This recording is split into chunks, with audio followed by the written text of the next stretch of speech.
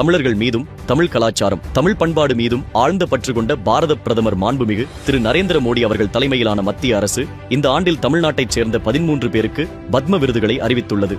அந்த வரிசையில் புகழ்பெற்ற தமிழ் எழுத்தாளர் திருமதி சிவசங்கரி அவர்களுக்கு இலக்கியம் மற்றும் கல்வித்துறையில் இந்த ஆண்டுக்கான பத்மஸ்ரீ விருது அறிவிக்கப்பட்டுள்ளது.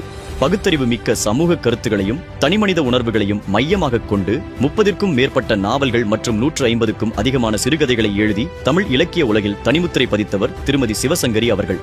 இவரது அளப்பரிய இலக்கிய பணிக்கு மேலும் பெருமை சேர்க்கும் விதமாக நமது மத்திய அரசு பத்மஸ்ரீ விருதை அளித்து பெருமைப்படுத்தியுள்ளது.